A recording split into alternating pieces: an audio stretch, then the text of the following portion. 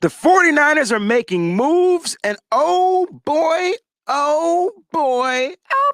do we have some great news to talk about right here on the Wayne Breezy Show. I got my great friend John Chapman.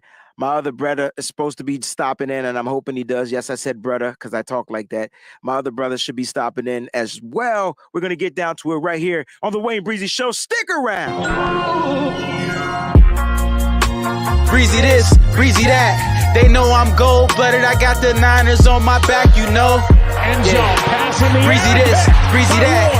Ain't nobody working like Breezy, and that's a fact. Overmotivated is an understatement. Gold-blooded to the core, got your squad hating. Breezy make it look easy. Breezy on everything like 05, 067 Wheezy. This is not a gang. Yeah, we faithful in every way. And even though we on the East Coast, very loyal to the Bay. Heavy red and gold every day. And if you really a Niner fan, I know you can relate. Applying pressure with this content like Smaller Bear. We not accepting no slander about Trey, so beware. I stay in exclusively Niner hats. And I always tell the truth, this exclusively Niner facts. Breezy this, breezy that. They know I'm gold-blooded. I got the Niners on my back, you know.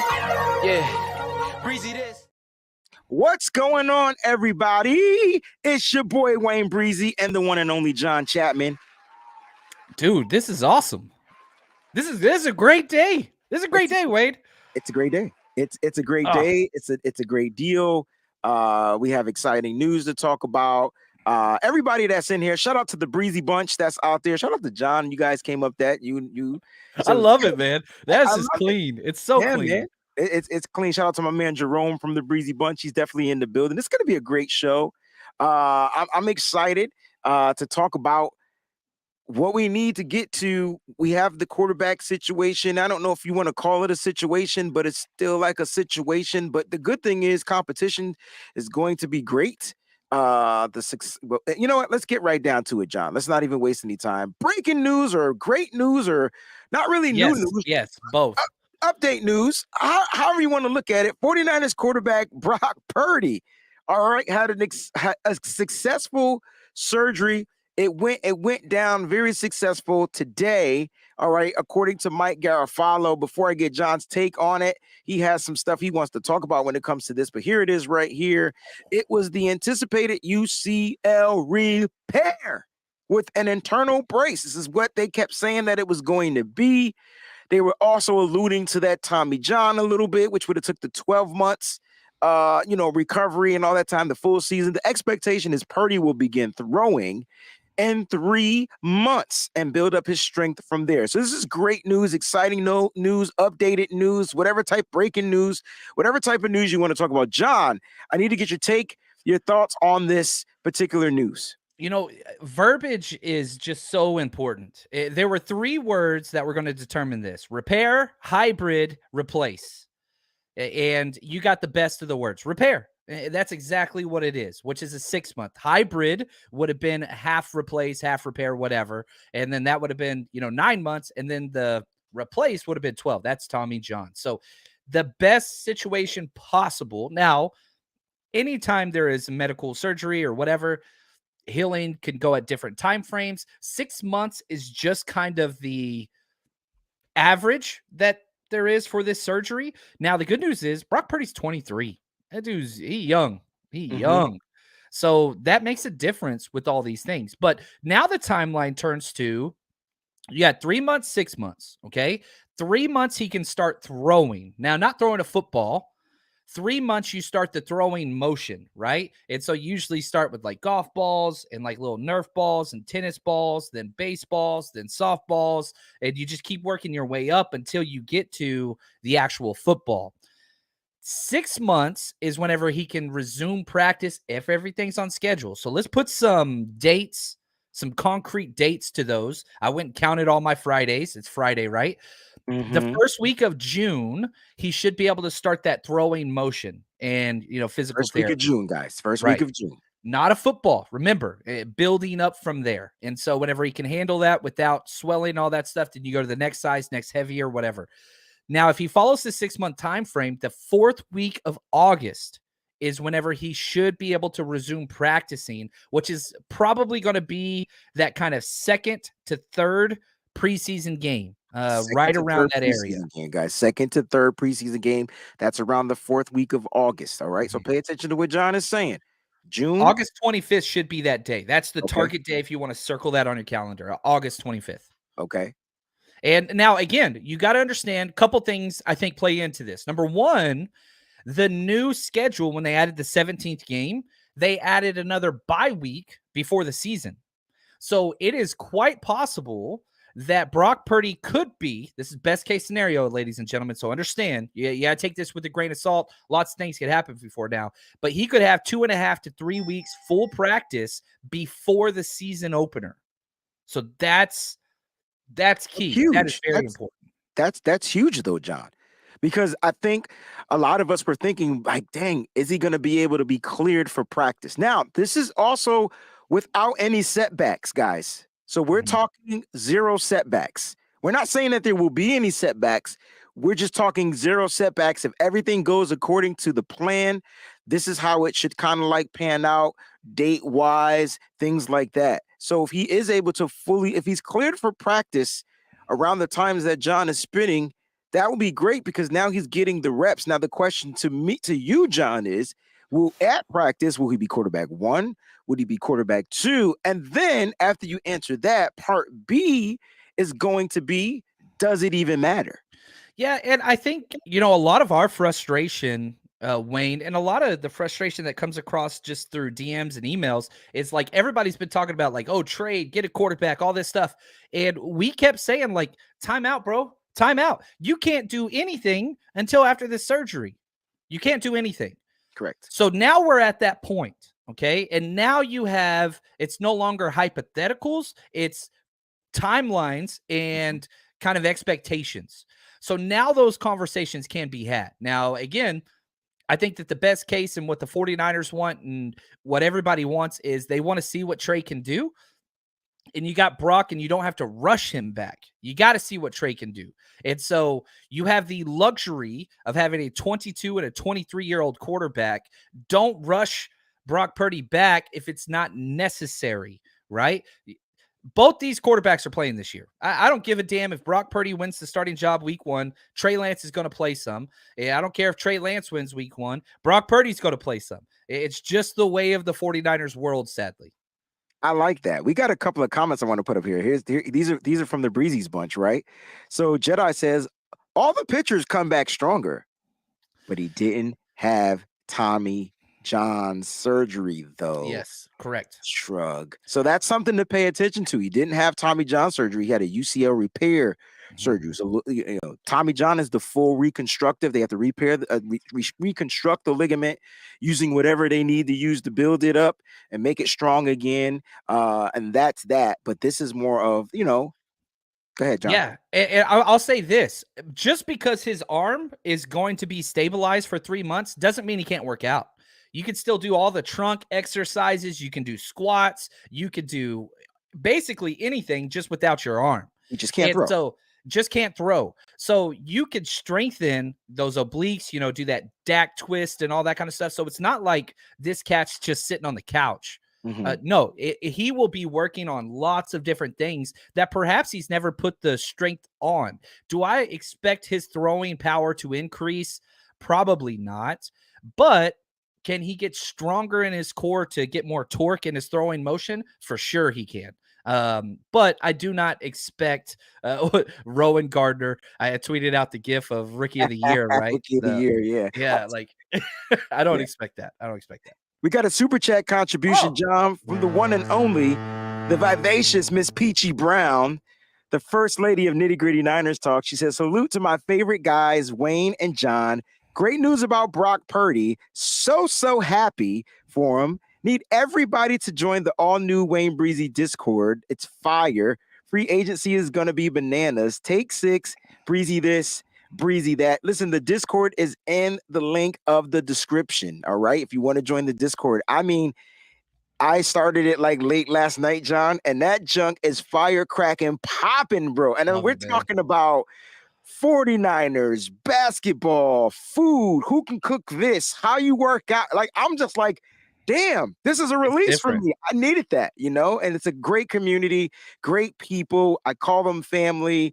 Make sure you join the Discord. Also, if you're just jumping in, make sure you hit that like button, all right? And don't forget to subscribe to the channel. And I will also put the 49ers Rush link in the description of the show. So you could jump on over and subscribe to John's channel as well. We want to show him all the love, not somebody love. I have part B to the question, so let me just scaffold it maybe a little, or differentiate it. That's the correct word, a little bit, because it was like, who was going to be quarterback one? And I see some of the people in the chat are saying, oh, Brock Purdy's quarterback one. What I was asking, though, is when he's cleared to practice, who will be taking the reps with the first group and the second group? I wanted to make sure I made that clear, John. I think it's 100% up to Trey Lance, right? We have seen with this coaching staff in particular that you can lose your job because of injuries. We have seen that over and over and over again, whether that's Jimmy Ward or it doesn't matter. If you get injured and somebody steps up, they could take your job. Now, also, what's important, this was Trey Lance's job to start with, right? He was the quarterback one last year. He got injured. Jimmy came in. He got injured. Brock came in, and Brock killed it. And that's why I'm so excited. I understand why everybody wants Brock or Trey. You got to delete that from your vocabulary. That is a pathway to not enjoying football as a 49ers fan. That's just the reality. Okay. And so embrace both. Best man should win. So who's going to be the quarterback one for week one or whatever? That's up to Trey Lance and nobody else. If Trey Lance comes out and plays to what he is capable of consistently with CMC, he's never taken a snap with CMC, guys. Never. Ever. And in the games that he did start this last year, he didn't even have George Kittle. And so, and the offensive line wasn't. It was a mess. They were trying to build the continuity. It is going to be the same way this year, again, because there's new pieces. We'll get down to that later on the show. But I mean, that was also a part in it. People don't want to, talk about it. By the time Brock got in, the offense was moving like a well-oiled machine. The offensive line. And whoever the number one quarterback is going to be, the 49ers are in such a better position today than they were yesterday. And that's it's awesome. The 49ers are going to be good for a very long time. They're insulated as much as you can be in the NFL, having two quarterbacks that you like and or trust. And again, both these guys, I think they have 11 starts between them. I'm just saying. Listen, I'm with you 100%. It's up to Trey Lance. We said that a long time ago at the beginning of the offseason, the end of the season, that Trey Lance is going to have to go out there, and it's up to him. It's up to him to lose the job. Okay. Right. So it's up to Trey. He has to come in, number one, healthy. And we got some comments out there. Jerome is saying that somebody, shout out to the Breezy's bunch. Jerome is saying that somebody might get traded. We're not going to touch this right now.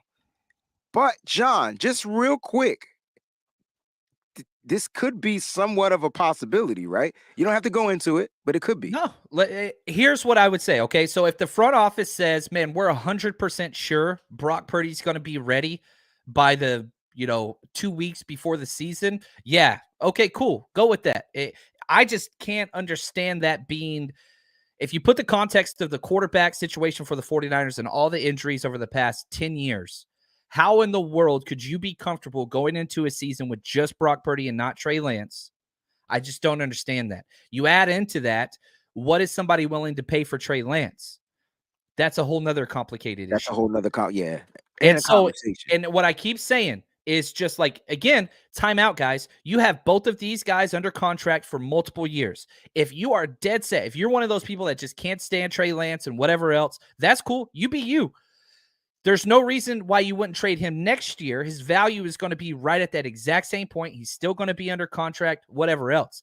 You want that insurance for, again, if you're one of those people that's just like, Brock Purdy's the man, he's going to be in the Hall of Fame, whatever, that's cool. Why don't you wait 1 year to trade him? Why trade him now whenever you don't know Brock Purdy is going to be ready with only 2 weeks? What if he has a setback? What if you trade him, and you have to trade him now before the draft? You can't trade him afterwards. Correct. So you got to make that decision now when Correct. there are variables that you don't know the answer to. Correct. Now here's the thing. The only way I entertain a trade for Trey Lance. Shout out to Johnny Dell. What's going on, family? The only way I entertain a trade about Trey Lance is if I'm going to recoup something big in return. But here's the thing. Trey Lance plays this year. He builds up his stock. And then there's a possibility that they do it next year if they're looking to move on, if Brock Purdy, quote unquote, is the franchise quarterback. Because you only need one franchise guy. You're only going to be able to pay one of these suckers. And that's the issue, is that you're not paying either one right now because they're both on rookie contracts, right? Exactly. So like that, and they're not going to be next year either. So you don't have to rush and make a decision now with so much uncertainty. And so that's why I'm just saying, look, like, even if Brock wins the job, week 1, starts every game, wins the Super Bowl, Trey Lance never sees the field, guess what? His stock, his trade, it hasn't changed from now to there. So why rush it? I just don't understand it. That's just me.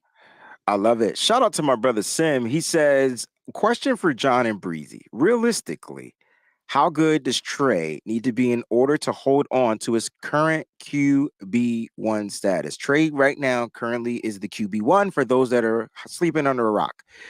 John, you take a shot at it, and I'll clean up whatever. I'll back clean up on this one. So Brock, whenever he came in, the 2 touchdown passes every game, the 30 points average a game every game, unbelievable. Win. The problem, and this isn't really, it's not really Brock's fault, is the run game was stagnant as could be. You saw the 6-man loaded boxes, and that's why Brock Purdy had to throw as much as he did. When Trey comes in, if Trey can establish the running game and the passing game, that's the difference. And that's why you traded up for him. And that's why Kyle keeps saying, like, we can play 11-on-11 football now. That's one of the things that's different. So if he can protect the ball, get the running game to where it should be, that's what I would say is what it would have to look like. And I agree. I want to add to that because I'm going to add some stuff to that because that's it. That's football. That's what Kyle Shanahan is looking for as quarterback, because it makes it makes the playing field a lot more even when the defenses have to play 11-on-11. They've been cheating Kyle Shanahan's whole head coaching career. Yep. Once the defenses figured out the quarterback and figured out the limitations, they started stacking the box, taking away the run. What does Kyle Shanahan want to do? Wants to run the ball. Why? A, it creates first downs, it generates first downs. B, it sets up for play action passing. Getting the ball down the field.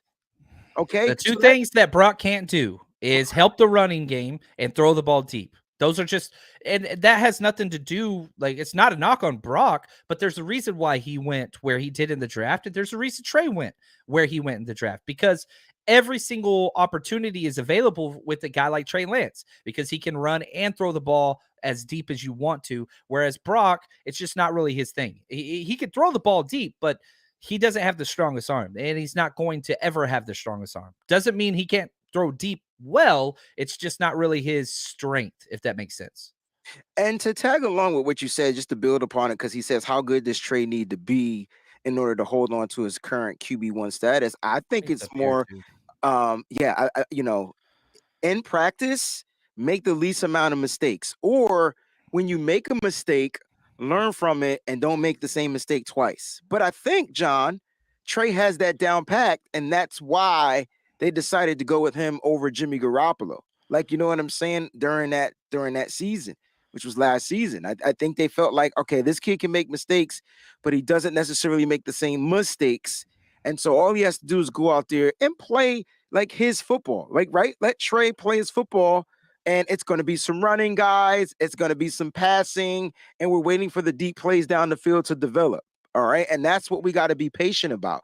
We got to give this kid the patience and give him some patience and be patient about Trey developing because he has yet to have time to develop. So I feel like that's kind of where Symmetry is coming from. He's like, yo, how much time are we going to give this kid to develop? You know what I'm saying? And so that would be another question that we would have to answer. Now, this isn't the Trey or Brock Purdy show. This is more, we're celebrating the success of Brock Purdy's surgery, and we were entertaining some of the questions that you guys have out there. You guys were talking about possibly trading him. Like I said, the only way the 49ers would even entertain, in my opinion, a trade is if a team is willing to give up Lamar Jackson, some other stuff and some other stuff. Like they got to recoup at least something. So I don't see it. I don't see it happening at all. Period. No. All right. I'm just happy that the surgery was successful. This is great news, man. This is great news. This is great news. This is great news. Let's talk about something else. Let's talk about what the 49ers were awarded. Now, they were awarded 7 compensatory picks. Let's talk about that, John. 7 picks. I actually have the graphic, and then I'll let you speak about it. So here we go. All right. The 49ers were awarded 7 comp picks. So they now have a total of 11 draft picks in the 2021 draft. Stand by. Rounds 3, 99, 101, 102, round 5, 157, 167, 173, round 6, 216, round 7, 224, 249, 253, 255. That's a total of 11 picks. John, let's talk about it, baby. How are the 49ers looking to entertain the 2023 draft, fam? You know, it's the 49ers have like some of the rarest approaches to roster construction in the NFL. Nobody redshirts players as much as the 49ers do. Like the 49ers are kind of one in this, they're by themselves in this. They'll draft a guy and sit him and have no issues with that and bring them along the next year. And it doesn't matter if they're a second round pick like Aaron Banks. Doesn't matter if they're Trey Lance and you trade up for him. It doesn't matter. They believe in this. And you always want like high picks, first, second rounders. Yeah. So this isn't ideal having your first pick being number 99. However, if we're trying to find like the glass half full approach to this, you're going to be able to develop developmental players that fit your scheme and allow to bring them in slowly. And that's what this is. And you've got a lot of dart throws, 11 in fact. So will they take 11 players? Probably not. They're probably going to move around a little bit, but you're going to be able to snag some players. And the Niners have been better at this than anybody else in the NFL in that 5th, 6th, 7th round area. And so who's going to be the next, Brock Purdy, George Kittle, Diamador Lenore, all those guys, like you're getting studs, Dre Greenlaw. Who's going to be that next guy that you get late day 3 that's going to be a stud on this team? I like that you said that. The Niners did draft 9 picks last year. In the draft, they made 0 trades. That was the weirdest thing ever, man. It was so weird, and not all 9 picks made the team. How about that? Let me ask you this question. 8 did, right? Only Tariq Castro Fields didn't make it? Castro Fields didn't make the team, right? I think some made the practice squad. Correct. And PUP and NFI and all those things. Yeah. So they had – listen – so, oh my God, I got so many questions for you today. I'm so glad you're here. This is fun, Wayne. This is fun, man. I love to just pick your brain because you throw me in the wolves when I'm on your show. So here we go. I do. I do it to everybody though. It's not just you. I did it to Johnny. Johnny was on the show yesterday, and I tried to make people not like him. That was my why. I don't know. Everybody likes Johnny. I just thought it'd be fun because I kept getting these questions. Like I was like, I don't want to answer these. It's gonna piss people off. So I made Johnny answer them. I love it. I love it. Well, you do that to me too, and I'd be like, this mother beep beep beep. All right, so let me ask you. Not a nice person. These draft picks, right? You said that you expect the 49ers to move around. Now, here's my situation. I think the 49ers want to draft in every round after the 3rd round. So they don't have a 4th round pick. And what will it cost the 49ers to move back up into the 4th round? To get back up into the 4th round. Okay, so there's so many different trade charts, and I really do. I love the old Jimmy Johnson trade chart. I feel like it's the most accurate, except for when dealing with quarterback trades in the 1st round. Outside of that, it's almost every single team uses it as a reference point. So just to put this into numerical value, okay, just for kind of what we're talking about now. The 49ers have the 155 pick. That's in the 5th round. That's worth 28 points.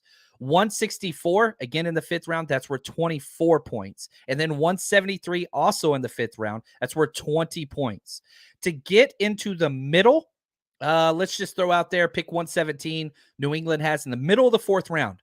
That is a 60-point value. Dang, that's 3/5. Well, 2/5 and maybe a if 6 next year, right? Or something along those lines. So if you're wanting to jump up, it's 100% feasible, Okay. especially into the 4th round. But yeah, Let me throw a scenario at you then. What if we give up a third? And how much is that? How much is the last third pick worth? Or 92, how much is it worth? 92 points. Oh shoot, they would have to And give that's us. where it drops because the pick 102 is worth 92. Back to that 117, it's worth 60, right? So you're losing a third of the value halfway through the 4th round. So they won't trade down. They won't They trade. could. Up. No, they So could. what would they ask for in return is my question. So I'm giving you a 3rd round pick. It's clearly worth more points than that 4th round pick. What would the team have to give them back? So if we traded our 102, and we'll just stick with 117 New England, okay? So we're falling back. That's what. They would give us That's their 15 slots back, but now we're in the 4th round, middle of the 4th. right. So they would have to give us probably a 6th this year and a 6th next year. Good. So now the 49ers move up and have 2 6th round picks, Correct. 4 7th round picks, 2 3rd round picks, and the 3/5. How Yes, sir. many of those 7th round picks were comp picks? Because you can't trade comp picks. Just 2. You can now. They changed this in the most recent a year ago. They changed it. Now you can trade comp picks. We actually traded one of the comp picks for Trey Lance in the Trey Lance trade. Understood. All right, good. So That's yeah, good to you know. can do that now, which is fun. And I always use New England as a reference because New England, Philly, Seattle, those are kind of the 3 most manipulated trade chart teams. They trade the most during draft day. Used to be the 49ers. John Lynch tied the record for most draft day trades his first year as GM. And then last year said, I'm just going to sit pat. I'm just going to stay. Well, they're at the stage where they're looking to develop players, and they're keeping the ones that they feel will be developmental and can work on certain skill sets during that particular season, and they still have more upside to them. And unfortunately for Tariq Castro-Fields, I mean, he was getting beat out by Deommodore Lenoir, Ambry Thomas, Samuel Womack. Like, these were some of the guys that were beating him out that were already here, of course. And then, they signed Mooney Ward, Emmanuel Mosley, like all those guys were just beating him out. He just didn't, there was just no more room for him here on the team. And I'll say this too, like he bounced around. He was on the Commanders and then got injured there too. So like he never found a spot. It was an injury designation and ended in like October. So I hope something good for him. He was a fun kid, but yeah, it just never came to fruition last year for him. All right, I'm going to try to spot out a couple of questions that I see right now because I'm looking at the chat. But Agent 49er says, guys, in my opinion, I don't think we should trade away too many of these 11 picks because we're going to lose most of our free agents. John, what are your thoughts on that one? Yeah, the 49ers, again, sticking with that red shirt philosophy, they don't draft for this year. So, again, anytime I ask a draft question on Twitter or whatever, somebody always comes out and says, best player available. And I totally understand that. The 49ers do that late in the draft. Early in the draft, they draft for need, like immediate replacement. Late in the draft, they draft for best player available. And they draft a year out. Think about Aaron Banks, right? Think about Trey Lance. We're going to keep Jimmy. We're going to bring in Trey next year. We're going to keep Lakin. We're going to bring in Banks next year. So the guys that are drafted this year are going to be projected starters next year. Not this year. That's just not the way the Niners do business. Now, anomalies exist like Spencer Burford, right? Daniel Brunskill gets hurt in training camp. Oh, crap. Well, rookie steps up, does amazing job. But think about guys like Talanoa Hufanga, Deommodore Lenoir. Like, that is the move that the Niners want to replicate. Rest for a year, learn, come in and spot duty, and then take the job the following year. Yeah, it's the red shirt approach, guys. You see it in college. When they're redshirt freshmen, they're there, they're part of the team. They take the first year, they kind of like learn the ropes, and it kind of like gives them an extra year. And then they come in and do their thing. Jerome is with you, John. I don't think we'll move up because the way we're set up. Our picks are in an aggressive mode to get everything we need. So If there's a stud there, I'm fine moving up. okay. If Blake Freeland falls, oh my gosh, the tackle from Gotta BYU, gotta go get him. go You get him. gotta go. I think he's going to go. I think he's going to go on the top like 40, 50 picks. Yeah, I because don't think he he's tested amazing. he tested through the roof, John. So Film's great even with too. his, um, the areas where he needs to improve, as far as he needs to improve in power. So if you watch him on film, you're like, okay, now he's not getting beat all the time, but there's times that he'll get stood up. Yep. Remind you of Mike McGlinchey. But I'm talking about as far as his athleticism and him getting out there and run blocking and doing all those type of things. I mean, the kid can move. And at 6'8" and is able to move that fast, especially his 10-yard split. He had one of the top 10-yard splits, if not the Ever. best 10-yard split for a lineman. That's fast. His 10-yard split was faster than Trent Williams. And if y'all love Trent Williams moving, he's only going to get stronger in the NFL, guys. And I'd rather him work out with Trent Williams than anybody else. Now, people were asking me, where's my man? He asked me about Cody Mauch, this guy. What are my thoughts about him? Listen, this is who I want to bring in. And the reason why is because he has 49er written all over him. Well, Wayne, what does that mean, Breezy? Simply, he's the most versatile offensive lineman you're going to find. And here's the thing. I hate that saying about the jack of all trades and master of none. It's okay not to be a master. The fuck? I mean, freak. It's okay. It's okay. If you're good at a lot of things, cool. That's what he is. He can sharpen up some of his, tools in the toolbox. But this kid will play all 5 positions without a doubt, without question. You need a center, coach? No problem. I'll go play center. You need me to play guard or tackle? Which side, coach? And doesn't get beat a lot. Man. And so he's great. John said that Blake is going to probably be up in the 40s, you said? Where do you think Mauch goes? Because I got 55. 50s. Yeah, 40s, 50s. That's where he's that good, and he appeals to every team. So if he goes to a power team, 49ers aren't that, he's probably going to play guard. But if he goes to a spread team, he can play tackle, guard, center, like you said. It's offensive linemen usually are power or zone, right? And so some teams will have half these guys, and the other teams will have the other half. Then there's these unicorns like, Mauch, he's going to be on every team's board. No, all 32 teams are going to want him. So guys like that, the chance of them falling gets difficult because every single team, the Tennessee Titans, who are just gap power, big old behemoths, they love them. And then you have the smallest offensive line in the NFL with the 49ers. They love them too. And he's going to be gone, though, guys. So hence, since we're talking about compensatory picks, I know someone asked, we only have 4 picks. We traded away picks. We got Christian McCaffrey. We traded away first-round picks to get Trey Lance. So, yeah, we're sitting without some of those other picks, but we still have 11. And so total picks. And so, John, I guess my question is all right, you talked about trading down. How are we moving up? You got the point system in front of you. You want Mauch. You want Blake Freeland. How do we get one of them tackles to be the next future tackle of the San Francisco 49ers? Okay, so let's just say hypothetically, one of those guys falls to number 55. I think that's kind of the lowest they will go. Who we trading with? Detroit is picking there at 55. That's 350 points. Okay. Damn. If you trade all 3 of your third rounders right now, it's right at 300. So here's what I think you would have to do. You would have to trade one of our thirds and a second next year. I think that's what you would have to do.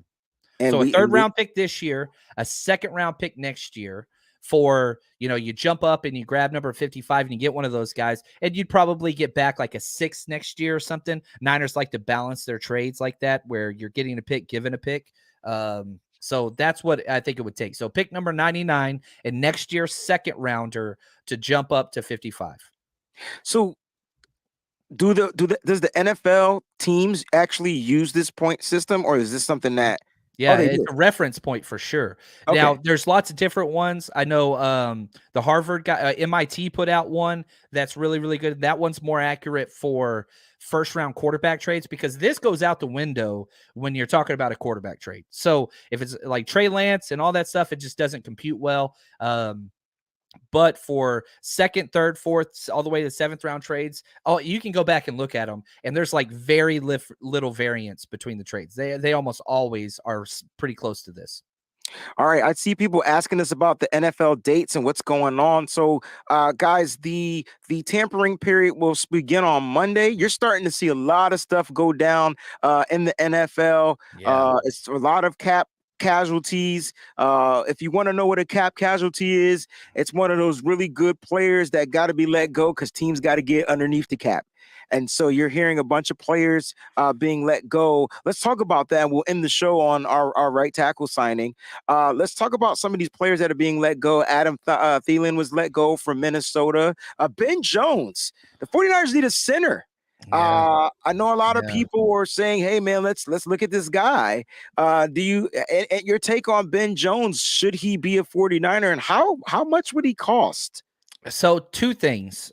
I really don't want a young rookie center, even if one fell, He's right? 33, The guys. John Michael Schmitz guys is my favorite in this draft because I don't want a young rookie center with a young quarterback, whether that's Trey Lance or Brock, right? I want experience up front. So that's why I do kind of like this Ben Jones thing. I do like it, but he's probably going to be $7-8 million, Can, which is can I just doable. can I just talk about his last year, his contract? Now he signed a 2-year contract. Mhm. 2 years, $14 million last year. 7 million. I didn't even look it up. That's just Yep, was my his guess. So signing right bonus there. was 7 million. Okay, average salary was 7. He was guaranteed 8 at the signing, so he was guaranteed to make 8 of that. $14 million. All right, and he wasn't supposed to be a free agent until next year. But now here's the thing, John. Titans are in They, fire sale mode, man. they are in fire sale mode. Ron Carthen is releasing players. He's gonna make a move, and the Yeah, question is, trade. They're going to trade freaking Derrick Henry too. right. So he's looking to make a move, or to rebuild. Like it's one of the two things. He's trying to set the team up his own way. Okay. He's trying to set the team up his own way. Let me ask you this, John. He's been released. This contract is null and voided. I don't know. I can look up to see how much Tennessee. He's going to get paid some money from Tennessee, right? Yeah. Some dead cap money or whatever. The Niners don't have to. Would they? They don't have to give him the same amount of money, right? What if they bring him in and say, "Hey, man," or do you see him getting an Alex Mack type of deal? I guess that's the question that I'm asking. Yeah, I mean, it's very, very possible that he could get that. And, he's got, 4.5 dead cap on his deal right now. So like, But so he's getting 4.5 from Tennessee. yeah. See, you guys got to understand this dead cap money, man. They let him go. They I mean, got to he's pay 33. He's about to be 34. You're talking a but 1 or 2 year deal. you only sign him a 2-year deal. You did the same thing with Alex Mack. Mack Exactly. ended up retiring. Well, Mack got married and then ended up retiring. Hopefully he's married, so you can knock that off. Hopefully he Hope has he's kids. You can happy. knock. Yeah, right. And Not so, I mean, miserable like the rest of us. I love you, wife. John, this is why I kept saying I wanted to go after Connor McGovern because he was an older veteran. You know how I feel. And remember, I said this, John. I said simply that the 49ers don't care about paying a center if they feel that that particular person can fit and run the position and the system well. They will overpay. And if they're going to overpay at a position, they're going to overpay the center. Yeah, and Shanahan's done that everywhere he's gone. Everywhere he's gone. What's up, Jacqueline? Everywhere he's gone, the center has been one of the premium positions. So last year was probably the least amount spent in a Kyle Shanahan team on the center position. I So like the kid. Do you bring him back? I mean, do you bring him into the fold? Or do you really look to go and get Jake Brendel back here? Because now all right, let me just read out some stats that for some reason Wayne Breezy knows by heart. I don't understand how I know this. So total pressures, Ben Jones gave up 10. Total pressures, Jake Brendel gave up 12. All right. The amount of sacks that they both gave up, 1. All right. Kind of balance. Brendel is 30. going on 31. Jones is 33. He's a little older, right? Here's the kicker. Brendel, 12 penalties. Ben Jones, 5 penalties.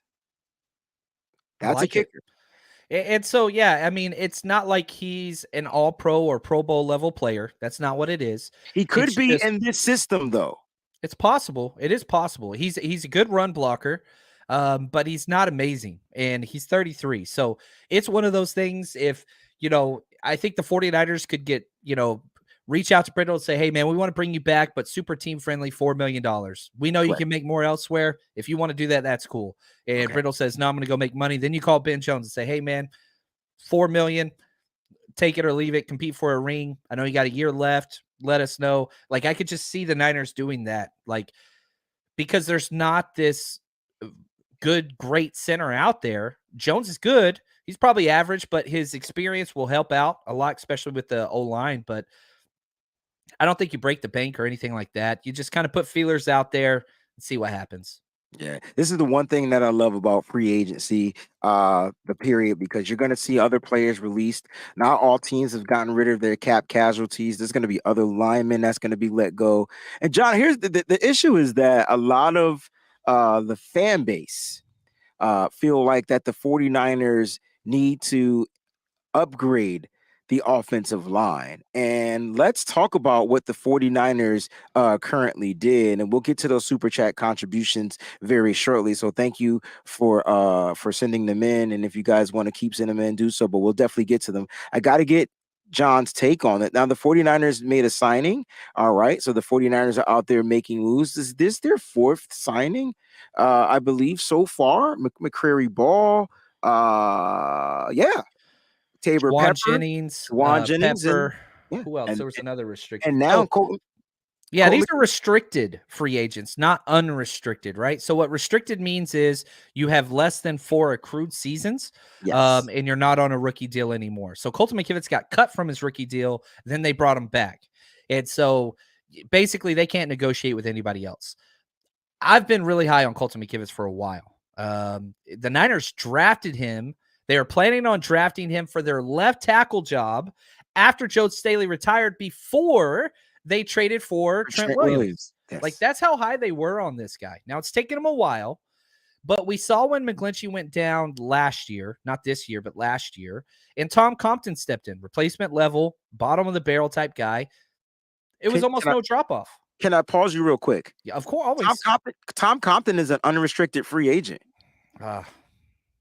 He wasn't bad for the 49ers. No. What could he be a person that they bring in as competition? Shanahan loyalty program, baby.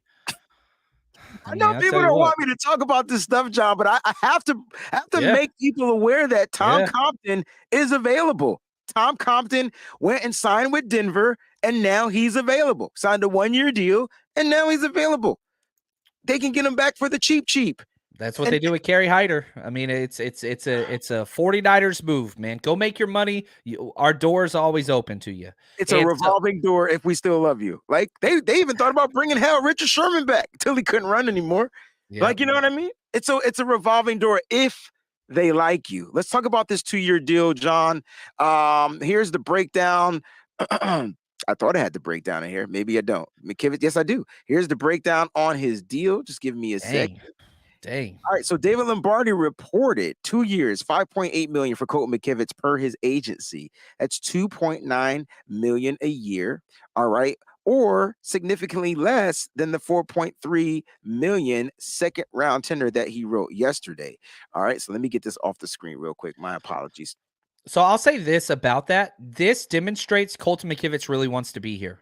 Because usually a team has to slap a tag on them on the restricted free agents, because then it go. So if the 49ers say we put a 3rd round tender on Colton McKivitz, if another team wants Colton McKivitz, they can take him, and then the 49ers would get the 3rd round pick. Colton McKivitz signed this deal without the 49ers even putting a tender on him.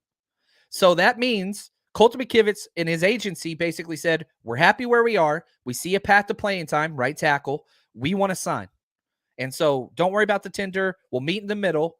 Probably wouldn't have got a second. Probably was going to be a 3rd rounder. We'll meet in the middle. Sign us for that. We want to be here. So you're seeing, I mean, the devil's in the details, right? And so you have this 49ers like this guy a lot. It really does. Is he as good a right tackle as Mike McGlinchey? He is not. He is not. But look at how much money you're going to save. You're paying this cat $2 million a year. Mike McGlinchey's about to get 15 to 16 million a year. So you're saving a full Christian McCaffrey worth of cap money.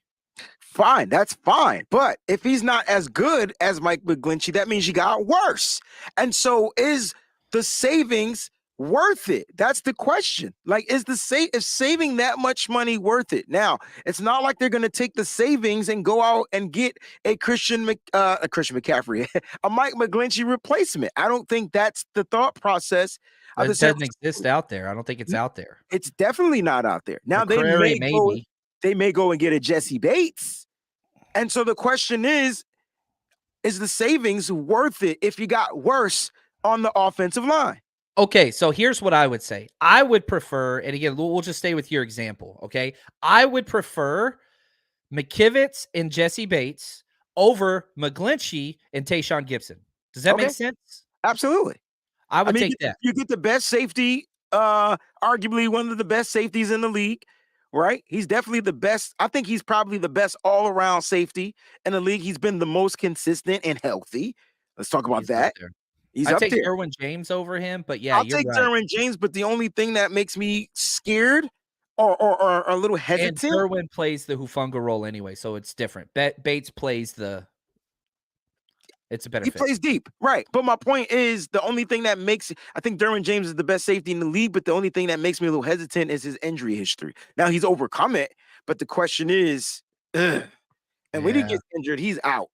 Like, and you can't take that hit. And now I'm not wishing injury upon anybody. Don't think that's where I'm going, guys. I don't want y'all to think that. All right. So I like the simple fact that they brought this kid back. He's going to compete for a spot. Right tackles or tackles, period. Jalen Moore, Colton McKivitz. Anybody else still with the team that you feel Burford is a guy that could bounce out there. It's a premium position. It's a possibility. Daniel Brunskill's a free agency who I fully expect to bring back as well. He could play right tackle, right guard. So there are options there. And that's the weird thing about where the 49ers are currently. Again, we referenced this earlier. The way they draft is a year out. Last year, they drafted Burford. They drafted Nick Zakelj, and they got Jason Poe. And they're supposed to be for this year. Mm-hmm. Correct. But unfortunately, due to the injury of Daniel Brunskill, Burford had to step up. Right. And that's why you saw some of those kind of like brain farts or some of those kind of like what you call it, plateaus throughout the season in his game, because he still had to overcome and grow. I think Burford's going to be a stud. And he had one of his best games. I think it was the divisional round in the playoffs. Brunskill had the worst game of his career, and Burford had the best game of his career, like all at the same time. It was weird. Stud. Yeah. Mo says this. You got two right tackles out there that he feels are upgrades over Mike McGlinchey. Let me get your thoughts on Caleb McGarry and Jawan Taylor from Jacksonville. McGarry's from Atlanta. All right, so let me get your thoughts on these guys. They're different. They all bring different things, right? And so I would prefer either one of these players over McGlinchey personally. However, Jawan Taylor is not an upgrade in the running game. He is in the passing game. McCrary, it's almost the same. It's very similar in both. Like McCrary and if both those guys are on free agent, which we'll see, Mike McGlinchey will get paid more than McCrary. Okay, so he's going to get paid more. But yeah, I prefer both those guys over McGlinchey just because of the consistency factor personally. But I think Jawan Taylor gets re-signed by the Jaguars. Yeah. They almost tagged him. Yeah, as far as Caleb McGarry goes, do you think the 49ers might try to bring him in here for competition purposes? It's possible. It bring in one of these guys. He'd be a starter because he's got to get probably $13 million. Oh man, I don't think the 49ers want to spend that money on a right tackle. I don't think so either. I think they much prefer going to get like the defensive tackle type of a guy and signing a free agent that can help them change the game. I really do. Hence a safety. I really believe that there's going to be a safety signing this year. We got the DB last year. They went and got a defensive back defensive coordinator coach and Steve Wilks. I think he's, his first year here. They want to set him up for success. I think they go out and get a defensive back. You know what I mean? Whether it's a Jesse Bates or if they, what are your thoughts on Jordan Poirier from Buffalo? He would be another pick. He's a little older. He might come a little bit cheaper. He's a beast, man. That would be another guy. Nobody's talking about that team really was their secondary and backers for a while, the Buffalo Bills. So, yeah, he dealt with a lot of injuries last year, John, in that secondary. A lot of injuries. He wasn't one of them, though. So that's that's I love playmaking safeties. I've been on that bit forever. And people used to get mad at me because I liked Jaquiski Tartt. He was unbelievable, but the dude just could not take the ball away to save his life. Jimmy Ward was the same way. And I mean, like you bring in Tayshaun Gibson last year. He has more interceptions in 1 year than Jimmy Ward has had his whole career. At that position. Yeah, for sure. And so I want playmakers at safety. I want ball hawks at safety. Like that's just the way I see that position. So with Wilks, he's coached some of the best safeties of the game. Sean Taylor. I mean, are you kidding me? Yeah, I'm excited about the DB play this year. I really, really am. And here's what I'm excited for. Here's what I'm hoping for, John. Here's what I'm hoping for. I'm hoping that Wilks, and for the very first time, John Lynch sits down together and Wilks is like, I need a John Lynch. Like, this is who I need. Tell Kyle, you get me this guy. All right, I'll have you as the number one defense again. I'm just saying, man. Listen to these. I just pulled it up. Listen to these DBs Steve Wilks has coached. Sean Taylor, Ryan Clark, Charles Tillman, Eric Weddle, Quentin Jammer, Buda Baker, Patrick Peterson. Like, that's pretty stout. That's pretty stout. And listen, he knows how to coach good players. All right. I didn't hear him say this, but Brunel Jacobs, shout out to Brunel, says Poirier already said he doesn't want to go to a high taxing state. So I don't think will be an option. So, I mean, New York and California is off the table. All right. No problem. No problem. That's a real thing in free agency. Not in the draft. You don't get a choice. But I mean, most free agents want to end up in Miami or Jacksonville. Or one of them states where they don't got to pay. I live in California. I want to go to Miami. It's one of those states you don't have to pay taxes, on your income and things like that, So it is what it is. In those property taxes, though, I'll tell you that right now. Ooh, that's how they make up for it, right? Let's get to some of these super chat contributions, John. What a great show. Again, Colton McKivitz was signed 2-year deal. We went over his money, his breakdown. It looks like as right now, he's the penciled in starting right tackle for the San Francisco 49ers, which means they only need to necessarily fill one spot. And could that spot be filled by a rookie, well, not a rookie, a second-year player, which would be their rookie year for me, Nick Zakiel or Jason Poe at the center position? I think open competition, man. And here's an added benefit is that Brock Purdy being on, for the first, 11 weeks of the season or whatever, he's been working with those cats nonstop. And so like there's a lot of familiarity there. I'll say that. We were talking about the safeties. What are your thoughts on them trying to bring back Jimmy Ward? I love him as a nickel. I really, really do. I would prefer to keep him as a nickel. I don't mind him as a safety, which is weird saying now. I would prefer to have another safety. It took him a second, and he said that. Yeah. But he also blamed the coaching on that. Because he said, it's not his position. I don't know. I love Jimmy Ward. I want him to hit that 10 years as a Niner. I don't want him back as a safety. I've seen what replacement level safety. That's probably not fair to Tayshaun. I want playmakers at safety. I want playmakers at safety. He's not a playmaker, and that's fine. He's a great tackling guy. Right? Jimmy Ward alluded that the coaches wouldn't let him get any reps after nickel. And just in case, and Jimmy said, like, I wanted to get the reps because just in case I needed to play there, you know what I'm saying? I wanted to be ready. So it took him a minute to transition. I felt like he finished pretty damn well at the nickel spot. Even though he gave up almost damn near 100% completion percentage. He did those first like 3 weeks. Yeah, it was bad. But it was bad. But he got it. So I'm saying this. I want Jimmy Ward back. Nickel only. I would much rather have another safety out there. How much what's the going rate for nickelbacks too, by the way? Nickel, it's usually about 3 to 4 million less than safeties. Cornerbacks or Yeah. safety or less than safety. So even though Yeah. they're a corner, they're getting paid less. Yep. Wow. And I was trying to explain that to someone on Twitter. I was like, he's not a cornerback, he's a nickelback. And so the reason why, if Jimmy was making a gripe, was because he wanted to get paid as a free agent as a safety. They make And more I want money. him to get paid. I really do. I want everybody to get paid. I was happy when Daniel Jones got paid. I thought it was stupid, but I love that somebody got paid. That's great. I Speaking like of Gino getting stupid, paid. I love they that. paid him stupid money, which means Jimmy Garoppolo about to get paid. 30 million, man. He gonna get 30 million. What a gamble they took, him and his agent, right? And they went through all this stuff. I felt like it F the Niners, but hey, man. Yep. Hey, man, you got to do what you got to do. You got to do what you got to do. Let's talk about Garrett Bradbury. Brunel wants to know, what are your thoughts if we should target him? I remember earlier this was one of your targeted free agents. They have not tagged him. They possibly may not even be able to bring him back. So what are your thoughts on getting Garrett Bradbury as the center replacement? I loved him coming out of NC State, one of the most athletic centers in recent memory coming out. He went number 18 overall in the draft.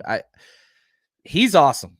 He's been in the system. Stefanski, he was there when Stefanski was there, and now they've moved on. But yeah, O'Connell, all them, it's very similar system.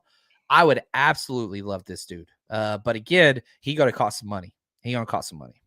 Really? Because he's young. He could. Hey, 27. He's 27. Yeah, he's young. He's young, and he's a zone type of. He would probably be one of the perfect fits for the 49ers. Now, perfect fit. But you just saw the Vikings released Adam Thielen. Well, why are they freeing up this money? They got to bring back some of these core pieces. They got to bring some, yeah, and he's probably going to be the core piece that they bring back. You don't want to mess up the center to quarterback exchange ever. Like you don't want to mess that up. We got a super chat segment that we do here, guys, and so we're going to get to some of these super chats throughout the show. Some are questions, some are just comments, some are super chats. Jacqueline says, "Hey, Breezy and John, thank you, Miss Jacqueline, for the super chat contribution. Foghorn to you. We like to do the foghorn. That's the touchdown. Nick, I like this, man, because this is kind of like recapping what we talked about at the beginning of the show. Shout out to Nick. Thank you for the contribution. He says, how do we know, John, this brace is going to hold up multiple NFL seasons with him falling on or getting sacked or hit? He's not a baseball player, so he's a little concerned about like what we don't know when it comes to the Brock Purdy situation. I would hold up these two things come to mind. One, he's 23, which is very, very important. The youth and healing and all that kind of stuff that goes with that. Two, that was such a freak accident.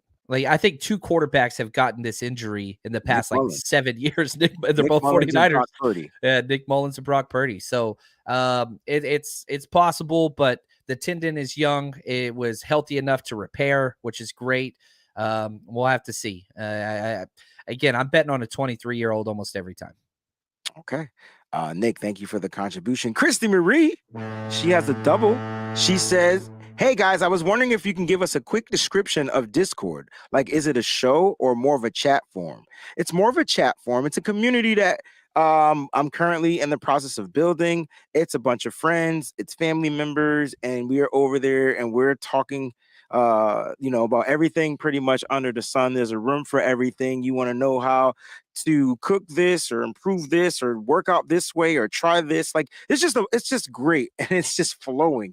I had to redo my Discord because when I was hacked, I was trying to get into my original Discord, which I was able to get back in, but the email address is still connected.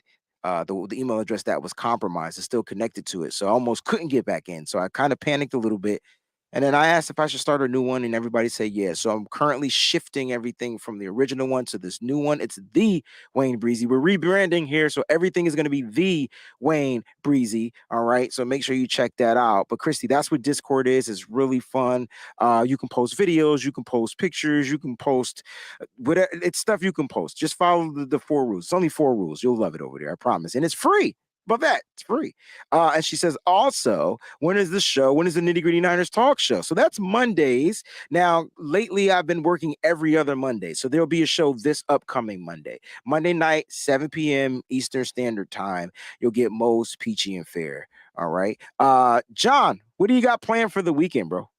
Man, okay, so my draft book I'm releasing tomorrow. I do 2 versions of it. So tomorrow by noon, I'm going to release that to all of our Patreon members. I got a good 13 hours in yesterday just doing draft work.